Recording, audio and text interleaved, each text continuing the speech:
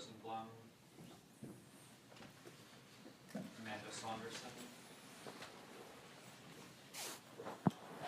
Macy Schrum, Sarah Sparkman, Skylar Terramont, Maggie Tsai,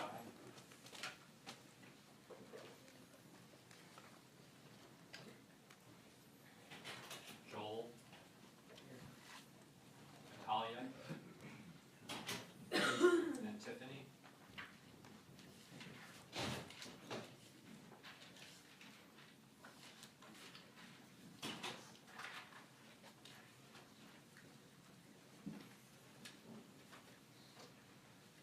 Okay. So I take it the readings for this week may have been, and perhaps the last week too, getting more difficult. And it's not an increasing progression of greater difficulty over the remainder of the semester. I think some of the readings this week may be some of the more difficult ones we read for the semester. So one thing I want to do today in relation to the readings is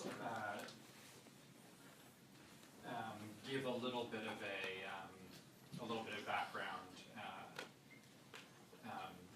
as well as in a way that I think will help contextualize them a bit. And you should definitely feel free to jump in, raise your hand if you have any questions or anything you want to raise. So I just wanted to start with a bit of a sort of establishing shot before we move in closer, and say something about these this moment in film theory, and where also this idea of theory comes from, because there's emerges this whole class we're studying so-called film theory, but someone like Bazin didn't necessarily think of himself as a theorist exactly, and this is a moment where people are very self-consciously creating a conception of theory. And it's a conception of theory that may be related to philosophy, but is also, in some ways, in opposition to philosophy. So, as I mentioned last week, right, so we have this era in the 60s and 70s where film theory becomes an academic discipline in the United States and Britain, and it's greatly influenced by a conception of theory that is imported from France. And there's a lot of significant French film theory going back to the 50s, but it's more stuff in the 60s and 70s that becomes influential for, let's say, Anglo-American film theory. So this French conception of theory itself, and this is something we've touched upon before, but it is worth emphasizing, has its roots in this German moment, if you will, which is to say 19th and early 20th century thinkers, predominantly Marx, Nietzsche, and Freud, who become the sort of fathers, if you will, of this conception of theory in many ways. And if you want to extend that sort of German moment before you get to the kind of French moment, then there's figures like Husserl and Heidegger who become very important for phenomenology, but they're a little less significant, I think, for this moment, but we could throw them into the mix. In any event, Marx, Nietzsche, and Freud, and I'm sure you all have some ideas about all of them, all are in some ways, I think we could say, skeptics. They're sort of anti-philosophical philosophers in some way. And one of the ways in which they are so is that they were challenging the idea that philosophy or thought in general could proceed from first questions, from metaphysical questions, questions of being and so on, without contextualizing. There's a sort of acknowledgement that the problem, certainly stemming back to Kant, of time in philosophy becomes a problem in a way it hadn't been in medieval or even ancient philosophy. So the question for Marx, Nietzsche, and Freud then that becomes significant is also this question of self-consciousness, the extent to which our ideas are not necessarily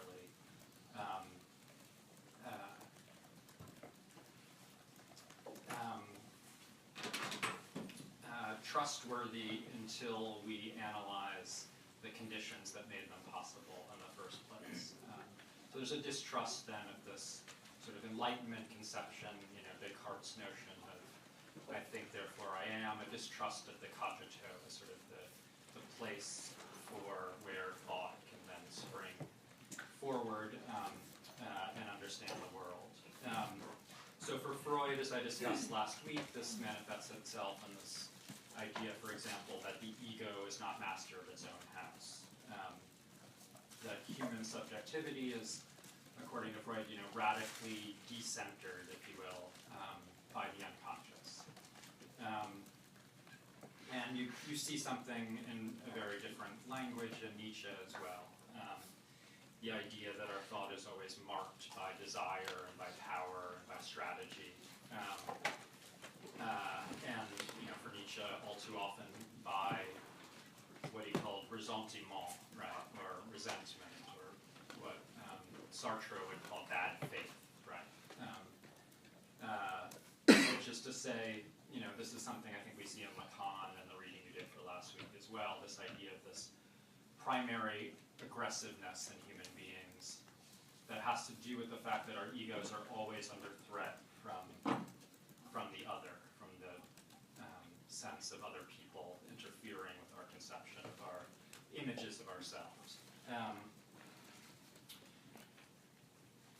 So for Marx, on the other hand, as we've discussed, right, we're not masters of our own house, if we use the Freudian phrase, right, because of history, right, because of the mode of production, which at the time Marx is writing and is still the case today, right, we can call capitalism, right, which is to say a historical phenomenon that provides the framework through which any kind of thought or argumentation takes place, right? And we have to then analyze that, what Marx called the material conditions, before we can understand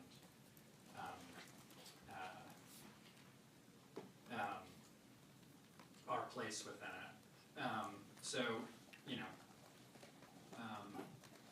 there was an important socialist thinker in the 19th century who wrote a book called The Philosophy of Poverty, and then Marx wrote a book called The Poverty of Philosophy. Right? So there's a kind of anti-philosophical streak that continues into this conception of theory. So in particular, Marx argued, right, that the ruling ideas, the ideas that are taken for granted, that are part of consensus in a given culture, are always the ideas of, he claimed, the ruling class. So in other words, what is presented to us as the values in a given society are in fact the values of the people who have control over the means of production.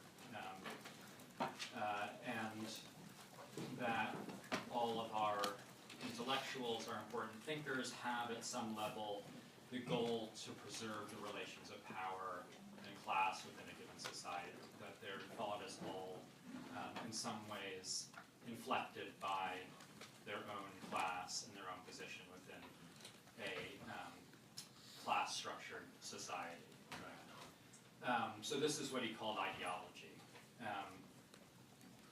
And that's the key word for today.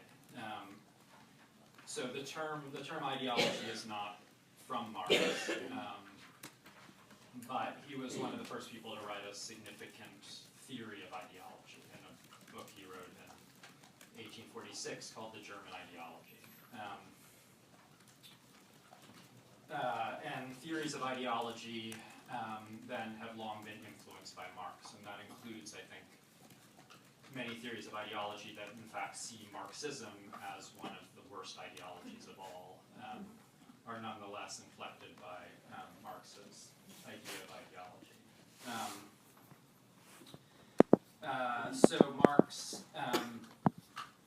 So for Marx, ideologies are ideas which are culturally and historically determined, rooted in specific subjective needs of the people who came up with them, but they are presented as if they are natural, true, universal, and so on, right? And so they're values that in fact get taken up by many people who live in the society, perhaps not everyone, but they aren't restricted to then the ruling class that in fact they serve. So one thing I think that's important to stress, though, is that this doesn't mean that ideologies are merely false ideas that we can then correct. But there is something false about ideologies, which is the sense in which they claim a kind of universality that they don't have. Right? They don't acknowledge that they are ideas made possible by a specific material condition, a specific culture, a specific kind of society.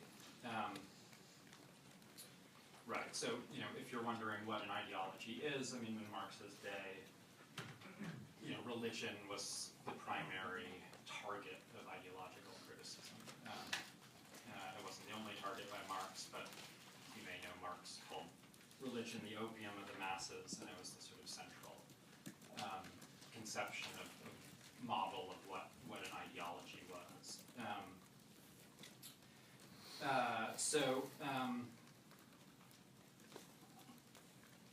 So ideologies from Marx, even though he didn't use these words, were in effect sort of conscious solutions to unconscious problems.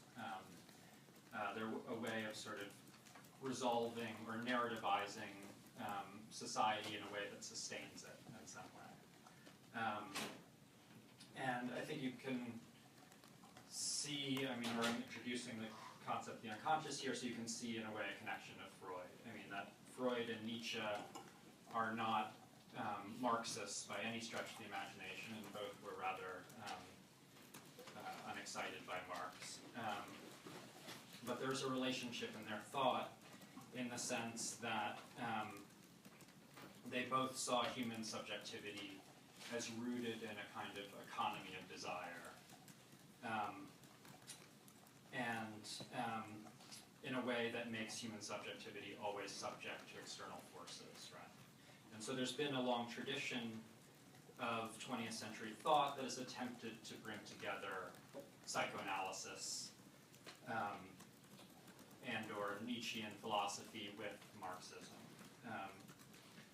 as a way of understanding then politics in terms of human subjectivity, in terms of how our desires relate to our interests, or why perhaps, for example, we don't act in terms of our interests frequently. We may desire things that may not, in fact, be in terms of our interests, which can be frustrate certain calls for political revolution and so on.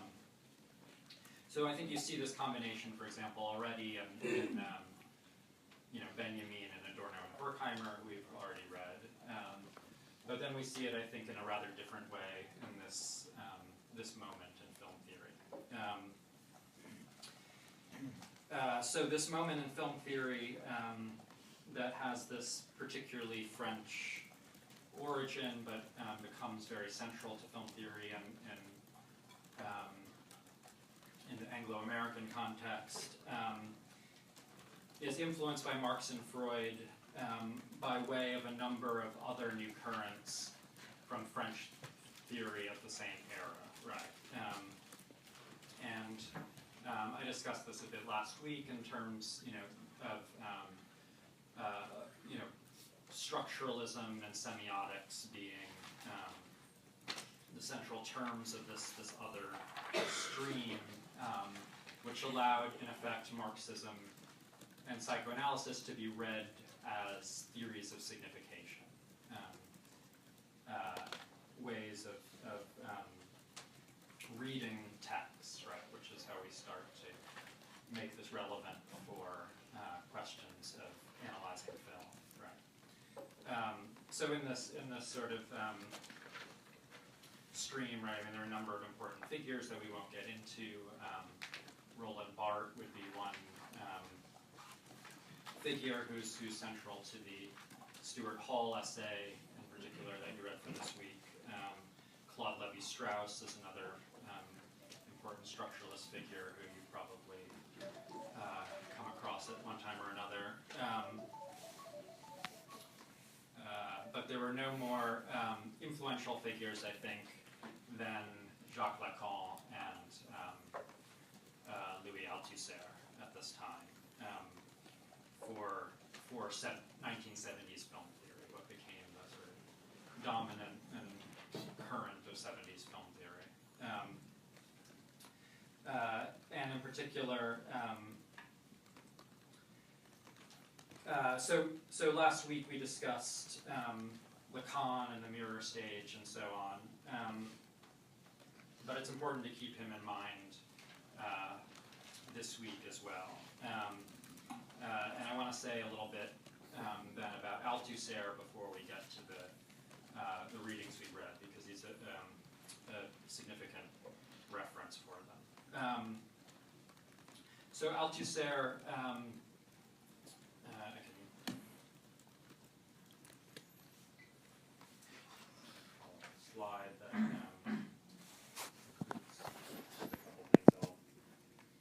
I'll get to in a moment. But Althusser proposed to read Marx in a way analogous to the way Lacan proposed to read Freud, which is to say, he wanted to read him to the letter, read him extremely closely, and in fact draw a theory of reading out of him.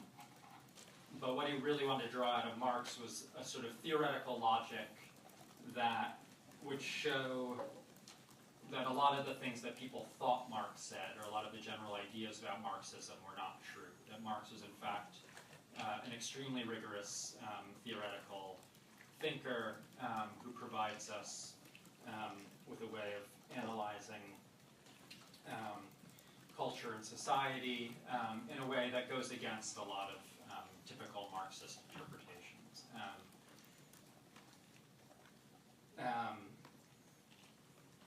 And Althusser didn't have much interest in cinema. He certainly never wrote about it. But like Lacan, right, he becomes this very central figure for 70s film theory, and in particular, it's his conception of ideology, which is what I'll concentrate on today, that becomes central to film theory. So I gave you for this week's reading, initially I had it required, but I moved it to the recommended section because I think you already had 3 rather dense essays to read without it, but it's up there on Courseworks. Althusser's writings on ideology, which are from 1970. And I moved it to the recommended section, but I want to then spend a little time going over it in class for you. So, okay, so we might ask, why is ideology significant to understanding film at all, right? Films are, on the one hand, right, films, come to us as, presumably intentional phenomena, things with authors, right, that are formal constructs, and they produce these effects that we associate with what we call art, right? Catharsis, fear and pity, if you will, in an Aristotelian model, and we can analyze it in those terms, right? We can analyze film for its aesthetics, for the emotions it gives rise to, and so on, and we can theorize this, as many theorists have done, without, in fact, bringing necessarily bringing politics into it at all, or ideology. And that's certainly one way to approach cinema. But there is, I think, the indisputable fact, right, that films are not only art, right, they are also cultural phenomena, right. I mean, all arts are cultural phenomena in the history of art, but there is a way in which also, as I think Benjamin and Adorno in particular were grappling with very explicitly, something new about film as a kind of mass art, right? Part of a new kind of mass culture in a way that's different than arts of the past. So film then is not just an art, and we'll start to consider TV a little bit today as well, which brings in this issue that film is also what today we call a media, right? And that's one way we also need to think about film. Which is to say that all films are in some way forms of communication, and they also then contain values and ideas that are not original to the film, but come out of the society in which the film was made, right?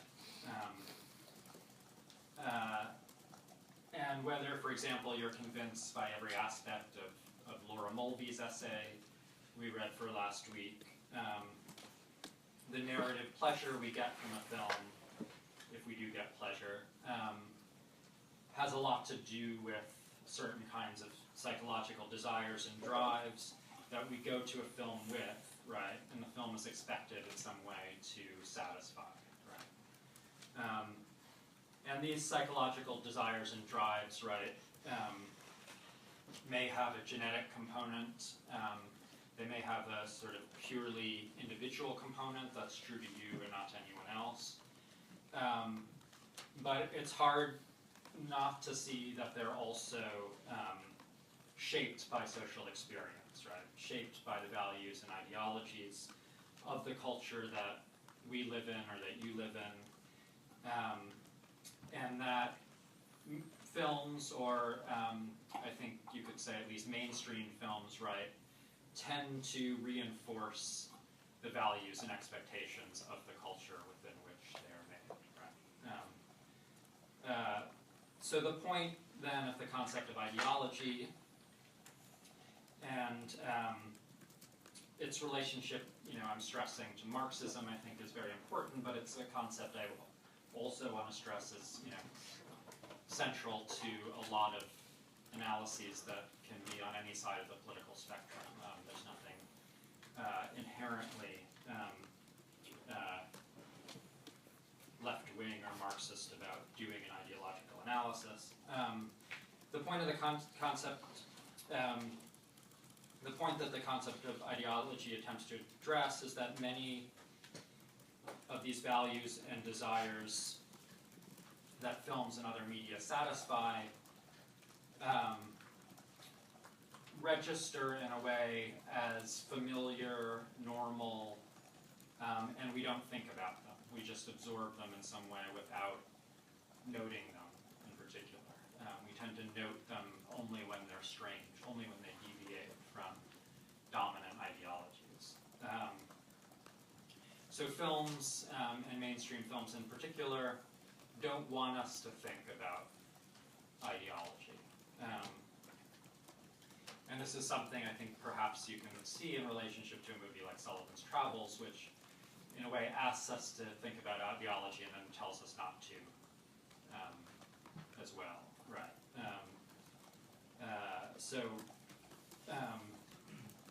Of course, as the movie acknowledges, and there are films that are made that have explicit political messages and so on, but as someone like Adorno, I think, rightly argues, right, those films also have unconscious ideological content that may often contradict that explicit message. But I think, what Sullivan's Travels points to also is the way in which most mainstream films purport to have no message at all. Right? People often quote the famous line by the producer Samuel Goldwyn, right? if I wanted a message, I would go to Western Union. Right? Hollywood films are not about messages, right?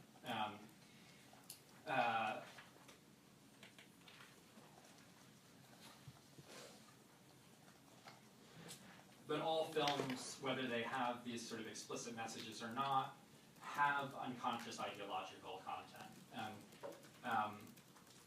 that may not be nefarious necessarily, but it's always there, right? And exposing then the cultural or political elements that are assumed by the film but not acknowledged as such is what is frequently called an ideological analysis, right? Or sometimes an ideological critique, right? So, you get forms of this over the history of cinema. I think we see, a version of it in, say, Eisenstein's reading of Griffith that you saw earlier in the semester. Bazin certainly provided a number of, not at all from a Marxist perspective, provided a number of ideological readings of films, not necessarily in the essays he read, but in other essays he's written. But this moment in the 60s and 70s, film theory becomes increasingly political, and it becomes a kind of axiom to analyze all films ideologically. And then there's also the necessity of having a rigorous theory of ideology and a rigorous theory of the relationship between ideology and cinema to do that, right? So this is a moment then which sees a kind of turn away from seeing film as primarily art and rather understanding it as primarily political. And it's also very much a moment of political change in general. I mean, this is very much rooted in the period of the 1960s and in France in particular in relation to May 68, which I'll say a bit more about in a moment.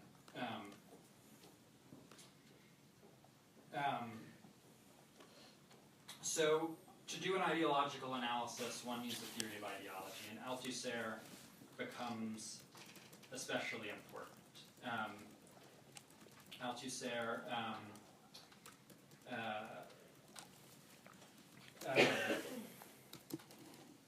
wrote these central texts on ideology in 1970, as I mentioned.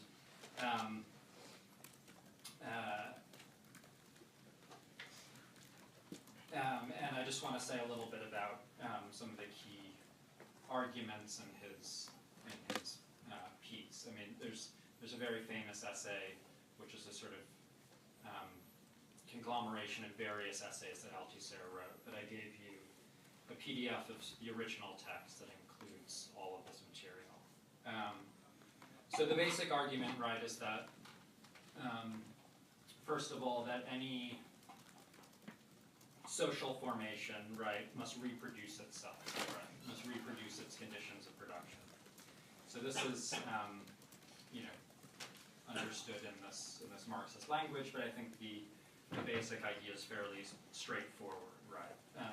Everything that makes a society run, its institutions, its infrastructure, need to be maintained, right? We need to understand there's a contract that, there's a symbolic order in Lacanian terms that needs to be sustained, right? We need to know that our money is worth something, right? That it's, that there's a whole system, network of institutions that make our laws function and our currency work and so on. And so how does the social formation reproduce itself? This is the basic question Althusser is asking. Another way of asking it would be, how does power work, right? How does one maintain power? So Althusser is writing in terms of the state, and he suggests that the state has two kinds of apparatuses at its disposal. The first he calls repressive state apparatuses. So repressive state apparatuses are things like the army, the police, courts, prisons, and these are all institutions that may have an ideological component. They may do a lot of other things beside just using force or violence, but they have the capacity to use force or violence. They have the capacity to be repressive.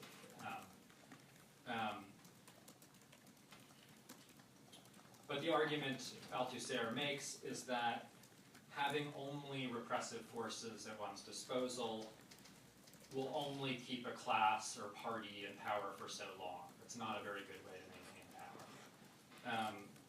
To rule effectively, you must also have control over what he calls ideological state apparatuses.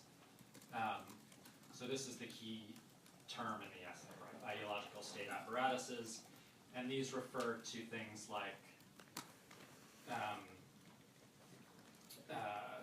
the political system, systems of communication.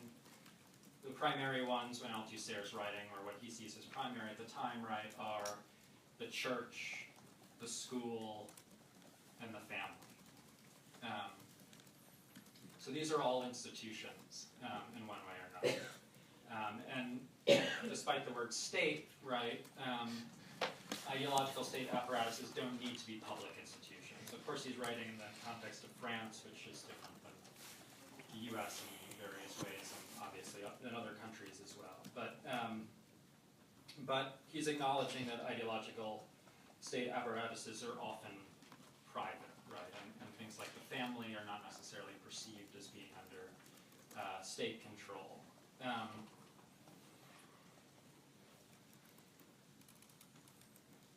But what matters, right, is how they function. And they function not by violence, but by ideology. And he acknowledges that ideological state apparatuses are, plural, they're diverse, they're contradictory, but they all solidify a certain dominant ideology that supports the current system of power in one way or another. Okay, so I want to get to his definition of ideology, which is on the slide. So one of Althusser's claims is before we talk about specific ideologies, religious ideologies, political ideologies, and so on, there's a basic effect of ideology in general. And that basic effect is to constitute individuals as subjects. So we all become subjects due to ideology. We understand ourselves as individuals in relationship to ideology. And the definition of ideology is this one, right? The representation of the imaginary relationship of individuals to their real conditions of existence. Okay, so I'll quickly take us through this, right? Representations are images, ideas, and so on, which are in a system, right? They have a kind of specific logic, which is part of what you want to analyze if you're thinking about ideology.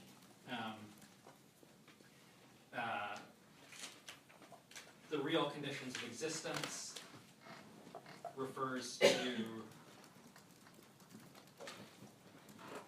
everything that makes our concrete material existence possible, right? Which, in Marxist terms, is this base or mode of production. But Althusser is very influenced by Lacan and psychoanalysis, and it is analogous to the Freudian unconscious in some ways. The real conditions of existence are unconscious, according to Althusser. So he stresses, even more than Marx, and this is important too, because it can lead to, I think, misreadings, is that this idea of imaginary doesn't mean false or delusional, right? We all, he's reading Lacan, we all have egos, we all have images of ourselves, and there's something that can be a kind of misrecognition about them. We want to make them coincide with our subjectivity in a way that they don't. But we can't get rid of them, right? They're not false, they're not delusional. They are part of who we are, right? And the imaginary really covers everything that is immediate and unreflective when we evaluate our situation.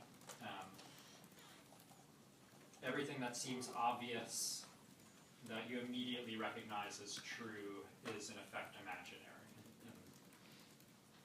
in Lacanian or Althusserian logic. And those are the things you do need to analyze, right? So for Althusser, right, the basic effect of ideology is recognition of yourself, is this sort of recognition of your own image. And it happens, he says, when you get anyone calls your name, right? If I take attendance and you identify yourself with your name, there's a kind of basic ideological effect, right?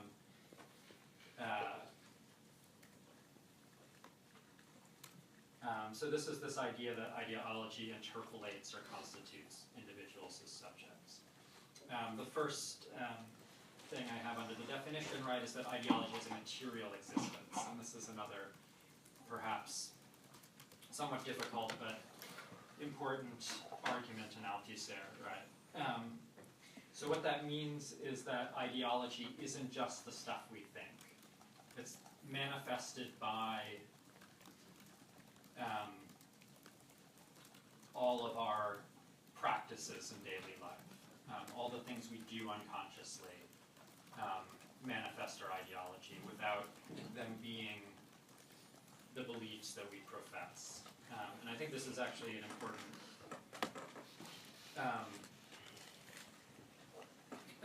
aspect of ideology that is not often recognized when people debate,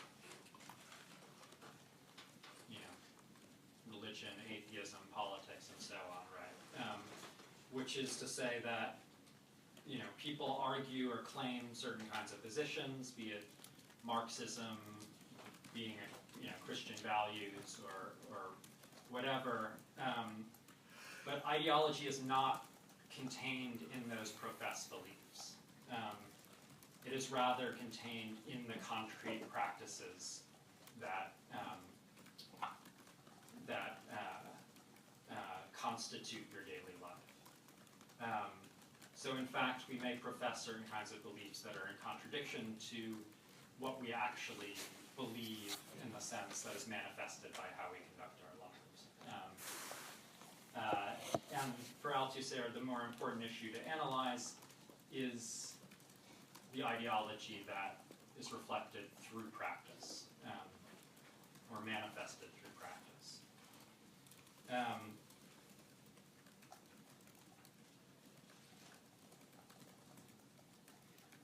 So the fact that you are subject, right, doesn't mean that you are subjected to anything, right? It doesn't mean you're forced to do anything. Of course, if you are a very bad subject, the state may have to use a repressive state apparatus to contain you or something like that. But being a subject is something extremely normal and everyday, right?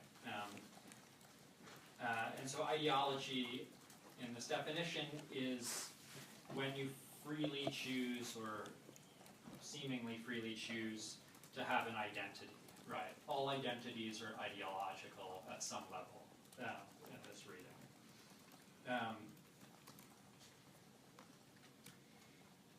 And they're also framed by, and this is the notion of the apparatus, right? They're framed by apparatuses or institutions, your subjectivity. You identify with your job, you identify with your church, you identify with your university, and so on, right? And then you have to do these horrible things called job applications, where you're forced to explicitly identify with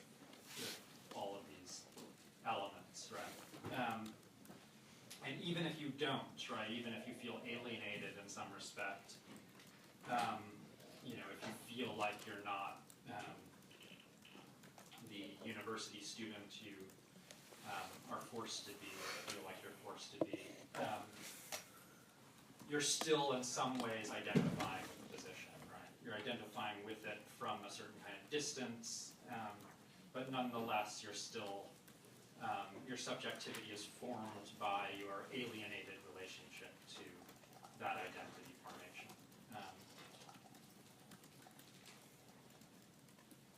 So the claim by Althusser then is that this is one of the terms that he uses that was sort of nicely translated into English that gets repeated a lot, is that we're always already in ideology, right? It doesn't come at us at some point in time. We're always within it, always already.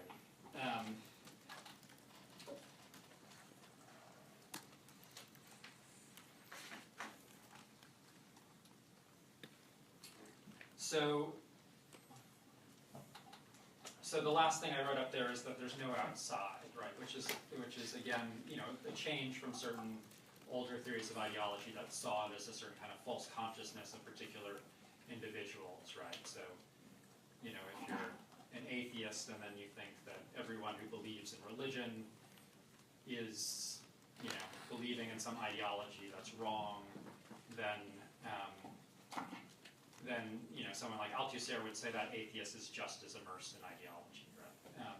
There is no outside to ideology. We're all in ideology at all times because we all have we all represent our imaginary relation to our real conditions of existence to function in society, necessarily. So it's essential to the historical life of society, this ideology. Nonetheless, right, there is then the idea that we can analyze ideology. We can have a kind of scientific approach which allows us to see our own position within ideology. It doesn't get us outside of it, but it becomes a reflection on our position within, a way of marking that position. So I think you'll see these various elements then resurfacing in the essays by Jean-Louis Baudry and by Jean-Louis Cameli and Jean Narbonne, many Jeans.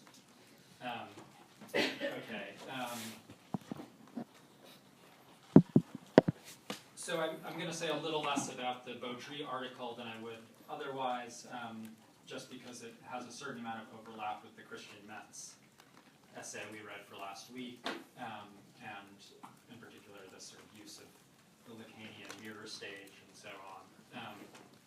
But it was an essay in 1970 that was very influential. In fact, it was influential on Metz, who's also, Metz's essay read for last week was written after this, and he's read this essay. But I do want to say a little bit about it. So on the one hand, like Laura Mulvey, it's in many ways a sort of critique of techniques associated with Hollywood cinema, that extend beyond Hollywood film, but are nonetheless associated with a certain kind of idea of what constitutes mainstream cinema, in which films are meant to be received as if they're transparent, and we're not meant to be aware of their style or form, and they're supposed to, give us that pleasure out of the narrative that Laura Mulvey is highlighting. But Baudry goes further, right? And in fact, he's not that interested in narrative. He wants to focus on not the narrative or the form of the film, but the very experience of film viewing, right? Which is what he calls the apparatus of cinema. So you can see this word apparatus, right, has an echo from Althusser.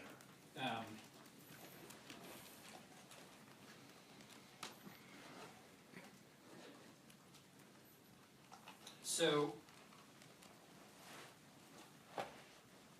the point is, right, that whatever film we're watching, it doesn't even matter, the very conditions of watching a film already have very specific ideological effects, according to Baudry. Right? It's a historical phenomenon, film viewing, and it's a very specific operation that happens when we sit down, you know, and he's writing at a period, right, where we watch films sitting in the dark in movie theaters almost exclusively. Right? So this was an important intervention to thinking about how shaped we are by the specific experience of media in unconscious ways.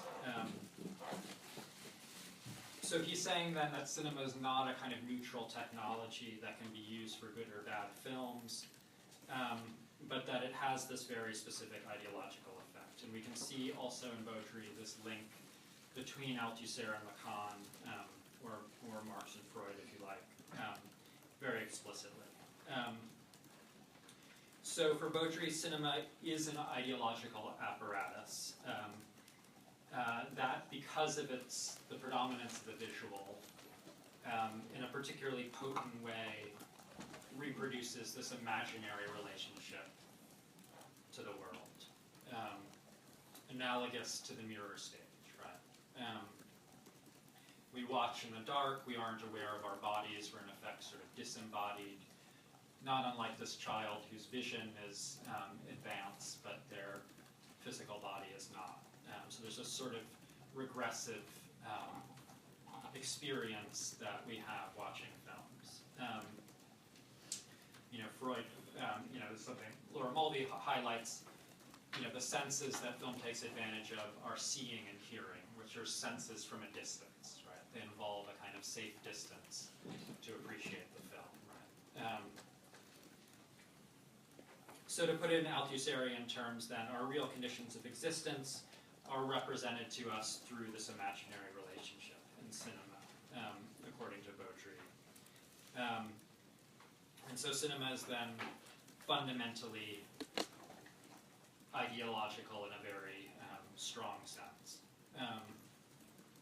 So what he means by basic apparatus, and that's a sort of tricky concept in the sense that it's perhaps a little bit vague, but it includes then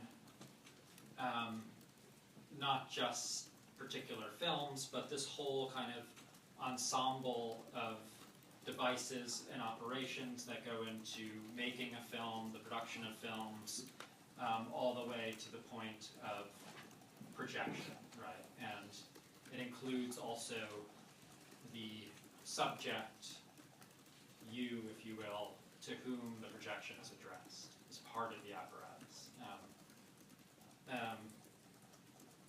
So according to Baudry, everything in film viewing experience is oriented toward a facing difference. It's oriented toward the imaginary, which may not be delusion, but is about a certain kind of comforting level of experience. It's oriented toward a facing difference because, according to Baudry, right, we're watching, and again, he's talking obviously about film in a particular era. You know, we're watching 24 frames a second, right? We're not aware of the individual frames, the differences between them, but we get the seamless continuity of motion. And the editing of the film is also oriented toward a kind of seamless continuity as well. And what every aspect of the film does is tries to efface the work that went into the film, the whole process of production, everything that made the film possible in the first place.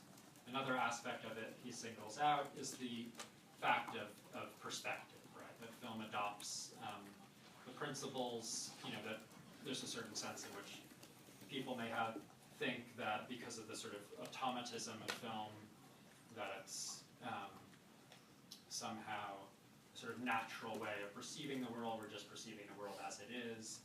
But he's locating it in this tradition of perspective, right, which is essentially a 15th century Italian invention, right? The idea that we can represent 3 dimensions on a 2-dimensional screen in a way that is precisely oriented toward the viewer being the center of the perspective, right? So like Metz, he's arguing that the film screen gives us this feeling that we are, in effect, the cause of the film, as if the film is for us, right? And it gives us then this feeling of being a transcendental subject, right? So transcendental means being the cause of, or the condition of possibility for something.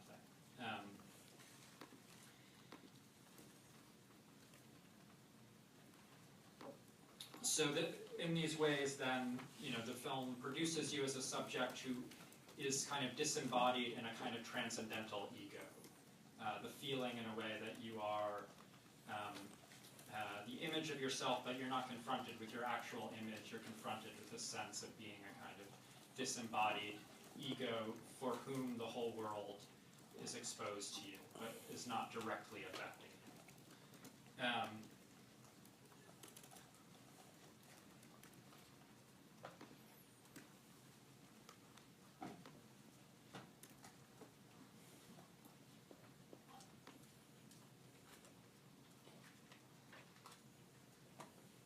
So as I said, I mean, there's a way in which this is about a particular kind of movie theater experience that we still have, but obviously our relationship to moving images is changing.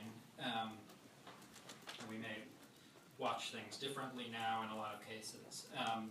But he opens up also a way of analyzing media apparatuses that may be relevant for us today in different ways, right? So it's important then, I think, in a way that Baudry raises, to think about how our bodies and minds unconsciously adapt to, form habits around apparatuses in our daily life, and there are more and more of them, right? So if you use a computer or a smartphone, play video games, and so on, there are other kinds of effects to your body, to your attention, that are shaping you as a subject in very specific ways. So then the question one might give to Baudry, and this is a way to segue into Comolli and Narboni, is then are all films the same, right? If all films produce this kind of idealist subject who watches in this sort of safe space of the darkness of the movie theater, doesn't matter even what we're watching. And he does, at the end, suggest that there is a way in which films can challenge the basic apparatus within the film itself, right? So the example he gives, right, is Giga Bertov, right, is Man with a Movie Camera. That film tends, he says, to hide the work that goes into it. But when the work of the film is revealed, we have a kind of different relationship to the film that is related to a kind of knowledge effect in Althusser's terms. So what Bertov does is then, according to Baudry, inscribes the film's work, the elements that went into the making of the film, within the film itself, right? So, the whole film is structured around the making and the showing of the film. But you also get very specifically, right, seeing the cameraman, seeing the editing, seeing the normal motion break down and seeing individual frames, and so on, right?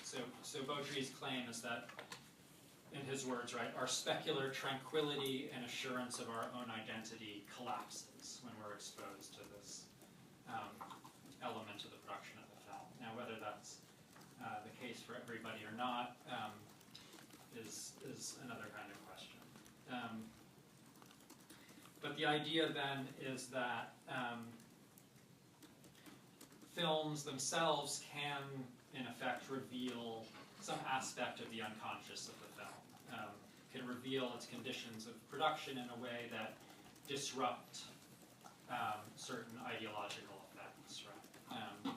So even if we can't escape ideology, we can, in fact, be good materialists who are aware of the limits of ideology and aware of the fact that it isn't as universal as it presents itself to us as. So if you think last week of Abbas Kiarostami's 10, there are a lot of things one can say about the form of the film, but one very obvious Baudrillian gesture, right, is the leader of countdown, right, between each segment, right, 10, 9, which reflects the leader that is usually cut out of the film, right? The idea of making you aware of a certain element of the filmmaking process and elements that are cut out of the final film. Okay, so